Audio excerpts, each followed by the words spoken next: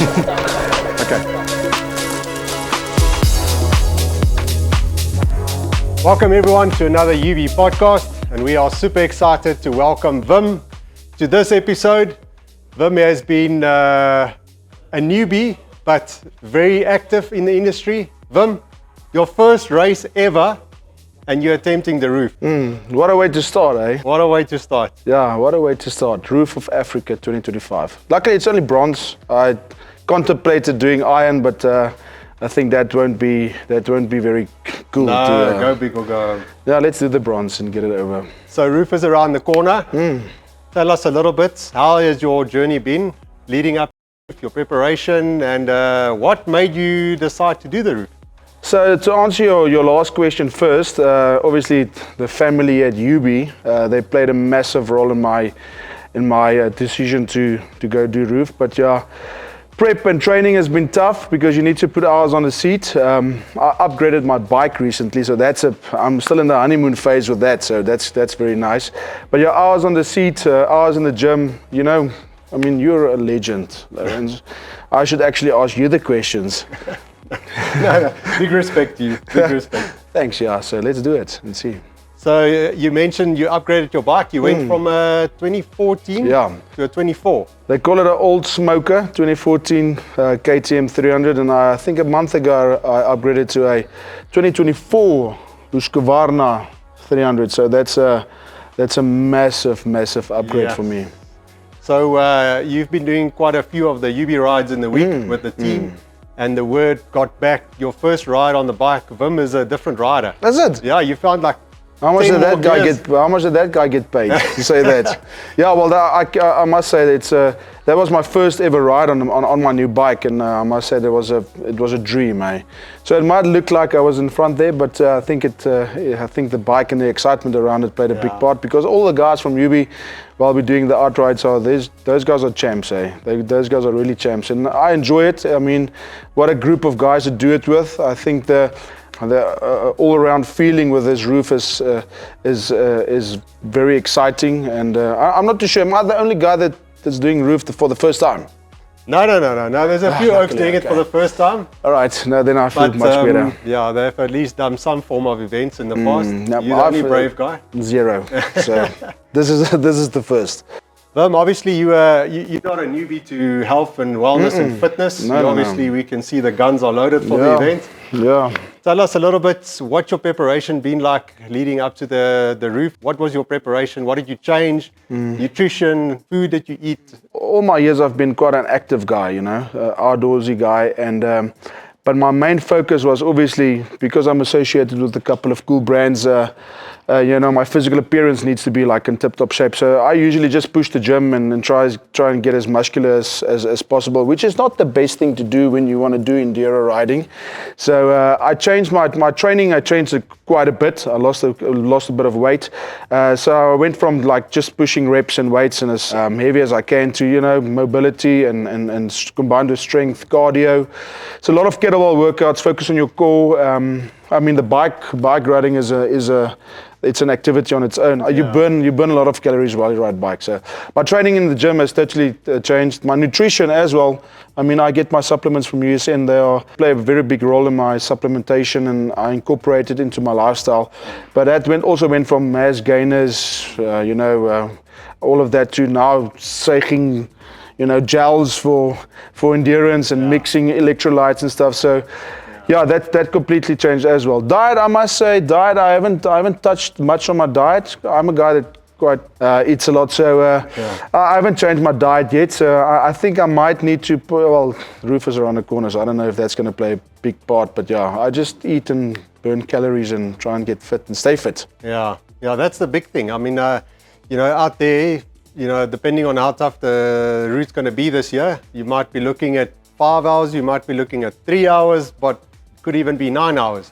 I heard people talking about more of the 9 hours route than the 5 or the 3 hours. I think it's your class that you're talking about. But yeah, I think personally for myself, I'm not going to go and see how fast am I going to do it. I think I'm going to stick to the group and stick to the experience because it's my first one. I mean, there's a lot of roofs left to do in the future. So I just want to get this behind me and say I've done it. Tell us a little bit. Obviously, speaking of all the training you're mentioning now, you quite active in the gym in a every day. Yeah. But now, obviously, the outrides with the UB in the weekend outrides. Yes. How has that challenged you in your personal life, family time? You've got your own business, work. How did you manage to juggle all those challenges? So obviously, I'm a guy that if I really put my mind to something, I'll make time for it. So my gym sessions has moved from the afternoons to 4 o'clock, 5:30 in the mornings. So that box is ticked. So luckily, I'm a guy that also trains 7 days a week. It's who I am. So with the outrides with UB, I mean, yet again, such an organized, well-planned group of people. Outrides during the week, like 6 o'clock to 8 o'clock in the mornings, that fits my schedule perfectly. And I mean, when it comes to the support with my personal life, my wife and my little son, they are fully behind me. So they are just like, just go do it, and just we are proud of you and all of that, things. Yeah. So I must say that sometimes it's tough because you get tired. Yeah. You get tired, but you just need to push through and make sure your nutrition is on par and your training and recovery. That's something I need to focus on as well. You mentioned now that there's a time where your body is sore, you don't feel like training, you're injured from falling on the ride. What is your motivation to keep pushing through and to keep going at it? Because I mean, time is running out. But what kept you focused and motivated to keep going? It's going to sound very corny, but it's that typical saying of when you fall down, just get back up. So that's the thought I have is whenever I feel I'm tired, I can't push through. It's literally seeing my bike falling and how am I going to get up? I just need to pick it up and get on and just go. So but it's tough sometimes. I must say it's tough having an active social life and having an active work life and personal life, trying to push this in, because every time when you speak to someone, they say hours on the bike, hours on the bike, hours on the bike. So sometimes you get on nervous when you know that maybe I'm not doing enough at the moment. Maybe I should do more. But for me, the main thing is that it's only myself. I know I'm going with a group of guys and all of them have got set in their ways and doing the things that they want to do. But for me, it's a personal thing. I don't know. It just played out like this. The roof is my first official event, and everyone is like, "Are you sure you want to do this?" And I'm like, "I'm gonna do it. I'm gonna push through and do it."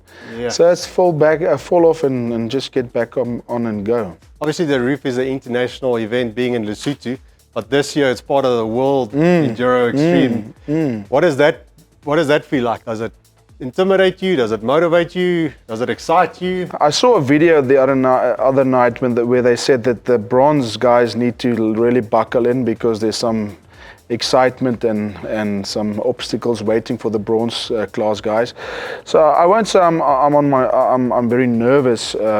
But being an international event now, I mean, I lie in bed at night and watching the Wade Youngs and the Jarvis, the Mario Roman, that sort of guys. Knowing, I think that they're also going to come and ride this year. So Billy Bolt. Yeah, Billy Bolt. Even I'm a big fan of him. So I think it's more excitement for me at the moment than nerves. I don't get nervous very quickly. So. But it's knowing it's an international event, it makes it just much more special to say that, listen, my first ever event is an international Roof of Africa event for 2025. So that's very exciting to know. Yes.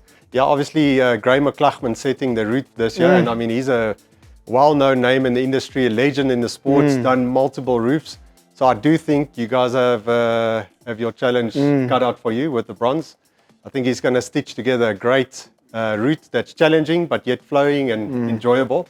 But at the end of the day, the time that you put in is what you're going to experience out there. Yeah, of course. Maybe, obviously, you being a first-timer at the roof, bikes are expensive, tires are expensive, nutrition's expensive. Maybe give the Oaks out there, the first-timers, a little bit of a heads up or just something to to look forward to, or how to manage your expenses, time in the bike? Because obviously you need to ride a lot, but you're on a strict budget. What has that been like for you? So luckily for me, I've got a very good relationship, and I'm associated with a couple of brands. Not all of them has got anything to do with enduro riding. I mean, Krispy Kreme is up there, and Burbul is right up there, because I'm just a massive fan of all of those brands. But yeah, that's one thing, and it's true that you say that it's not an expensive hobby. This is if you don't look after your bike and look after your kit and really plan ahead and know what to look for and when you need to change things and so forth, it can become quite expensive. So for me, being a first timer and I've never have done any races, I at the moment go and just take it as it is and can take it as it comes. But yeah, it's luckily Gravel Pit, they support me quite well with mechanical wise, because I know that is also quite an expensive exercise. With a new bike at the moment, I'm not experiencing any mechanical failures and stuff. So it's more, I don't know, consumables, tires and all of that. But yeah, if you are a first timer, tires is that's an issue. And then obviously maintenance, and make sure you maintain your bike and service it when it needs to be serviced every 10 hours. I'm very strict on that. Every 10 hours engine oil, and then obviously, yeah, just make sure. I like to say, just look after your things. Then they will look after you. So yeah. You're obviously quite a heavy, strong goke. Your previous 2014, the suspension was very soft. Yeah. Obviously, upgrading to a 24 now. What was that upgrade? What was it? If you can put it into words, how important is bike setup? Very important. I'm quite a heavy guy. I think I'm about 105-ish now. So standard suspension does not. How much do you think? How much do you think? No, I'm just like, I don't know. I don't even keep track of that. But quite a heavy guy, and so standard suspension does not work at all. So I've been riding my 2014 model, which I still have, for about 2 years, and it's been tough, especially with the hard enduro stuff, because suspension, it's almost like the size of the shoe you wear. You can feel if it's not fitting lacquer. So, but luckily I built up some character and some skill with doing the things that the UB guys does there when we train. So climbing onto my new bike, which is perfectly set up for my weight and everything, it's a total dream to just ride. So well, it clearly shows with your riding capability. Yeah, so that makes a massive difference. Suspension, I must say, massive difference. So if you are a newbie and you would like to purchase a new bike and you're quite a big oak, just have a look at your suspension and make sure it is right at least springs for your weight. Right springs and setup and everything like that. So yeah. Who's your hero in the industry? In this industry, yes. I'm a Jarvis fan. Yeah. I'm a Jarvis fan. It's something about him is just so relaxing, the way he does things, and it doesn't look like anything phases him, and he just goes out and just do his thing. So always finds himself on the podium. Yeah, and obviously you are a South African legend. I mean, I've met you years ago, and everywhere I go, I met Lawrence Mahoney. I'm going to be pit crewing for you this year. Well, that will be a massive. I'll have a Shambok there. No, that will be a massive honor if you do that. So, but yeah, I must say, so it's a. You know, I got into riding again. So, small little story for you guys. So, I grew up on a plot, and I had a DT50, Yamaha DT50, and I treated it like an absolute beast, doing jumps and stuff with that. And as I got older, I upgraded to a DT 125, and then went to high school, and all my friends didn't ride bikes, so I stopped riding bike, and for years I didn't ride bike, nothing. And then my dad bought himself he was an avid adrenaline junkie, so he liked the fast cars and the bikes and stuff. And he bought himself a Harley Davidson, and he bought me a 1200 Sportster, and then he had quite a big accident, and we sold the bikes and never got onto a bike again. And about 2 years ago at the Aitzas, I met Ruan at Aitzas. He asked me, are you riding bikes and stuff? And I said, no. Yeah, but years ago. And he said, but come and have a look what we got here. And then UB was so gracious enough to lend me a bike or two for a month or two. Nice. And that's what got me hooked again. So I'm not sitting here as someone that's got years of experience, especially with hard enduro. Like that only came in about a year ago. So Yes. when I got my bike, and it was last year January. So Yeah. I've been officially riding hard enduro-ish type of terrains for like a year now. That's awesome. Well, going into your first race ever, and obviously being the roof, what's your expectations? What is your personal goal? I just want to finish. I just want to enjoy it and finish, and really hope that the group of guys that is going to represent UB Tracks there in Lesotho, all of them just have a nice, lekker time, and just a group of guys on bikes and doing what we love as a hobby. Yeah. And no accidents, no broken bones. Yeah. And just enjoy it and finish. I mean. And if we get to the start line and we've got a camera there and we zip open your bum bag, your tool bag, your nutrition bag, what will we find in there? You'll find a lot of snacks because I need to eat quite a lot. So obviously you're gonna find a lot of snacks, a lot of electrolyte type of mixtures and stuff. Probably a protein bar, 3 or 4 or 5 or 6 maybe. I'm not too sure what else I need to put in there. Maybe like a screwdriver or a Leatherman or something, but I need to sort that out still. So, but I think my bag is going to consist out of snacks. I need to snack. I need to eat. So. Yeah. You mentioned also that you drink a lot while you ride. I assume you've got a 3-liter hydro pack. Yeah. I've got one. What are you going to fill that up with? Pro Enduro. I usually mix it with Pro Enduro and some electrolytes. So that's what I usually mix my Camelback with. Yes. So that's like I don't want a taste of just water in my bag. I like to have something sweet and something tasteful. Nice. So that's definitely going to go in there. Definitely. Well, Wim, Roof is here. We're basically on the start line. If you can compare this challenge that you took on to life, what would you compare that with? Well, from what I can hear and from all the conversations I had with people that's done roof before, I think for me, I can pretty much try and relate it to life in general. I mean, I think I'm gonna be so mentally tested and physically tested while I'm there. I think I can compare it to anything that's happened to me in my life before. I'm not saying everything is bad or so, but I think ups and downs and everything can be relatable to roof. I know people. Sometimes I speak to people and they don't even know what Roof of Africa is. So what I do is I don't know if it's a good analogy to use, but I compare it to like comrades. Yeah. I mean that's like the pinnacle in South Africa for hard enduro. So the exact same training, mental toughness, physical training and physical toughness, and making sure that everything is on par. I think that's a good relatable. I don't know. You've done roof a lot of times. Is what I'm saying. Is it relatable or not? No, I'm sure you're going to find some new dark places there in the mountains. I think although we are going as a group, I think this is very much an individual event. It's going to really test your mental toughness, which is not a bad thing. I mean, if you think you're tough here and training and everything is right, and that I heard that the roof can humble you very quickly. So I mean, the support structure we have, and I'm talking about UB as well.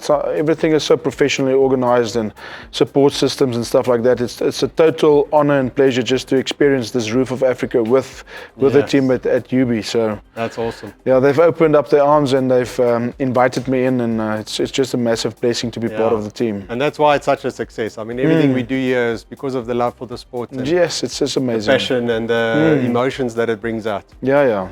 Any last bit of word of advice for the newbies out there, your sponsors, your family, people supporting you? Well, like I mentioned before, I've got a good support system away from home. I'm associated with a couple of cool brands. I'm very fortunate to be associated with brands. I don't know, how many are there? Like 8. So I'm very fortunate. So not all of them contributes to my Roof of Africa training, but I'm going to try and see what I can do to get everyone. We can start there from the top. I mean, Gravel Pit, they make sure my bike is mechanically sound. And Imagine Graphics, they are sorting me out with a very cool sticker kit for roof. So I'm very excited about that. Krispy Kreme is going to go with. I'm going to see how much I can get with. And Manch obviously sorts me with with my nutrition and socks. Which is very important. Socks is, I mean, if you don't see me in Burble clothing, you'll see me in, I'll walk around just in socks. So, and they're also a massive contributor to the roof, I think. Yes, yeah. Massive sponsor. USN, I mean, everyone knows USN and what supplements does to an active person. Yeah. And Burble, like I said, if I'm not naked, I'm in Burble clothing. So that's a massive sponsor. And then obviously, last but not least, the EMD. I just want to thank them as well. They sorting me out with my kit and my accessories and stuff. So I'm very fortunate to be able to do my very first Roof of Africa with UB and a well organized system, good brains, and then obviously all of these companies and brands that I'm associated with, which I'm very proud of to say. Yeah. Well, I'm sure they're going to be excited to be exposed to a new industry and a new audience. Yeah. So obviously we are at the roof. One word to sum up your emotions.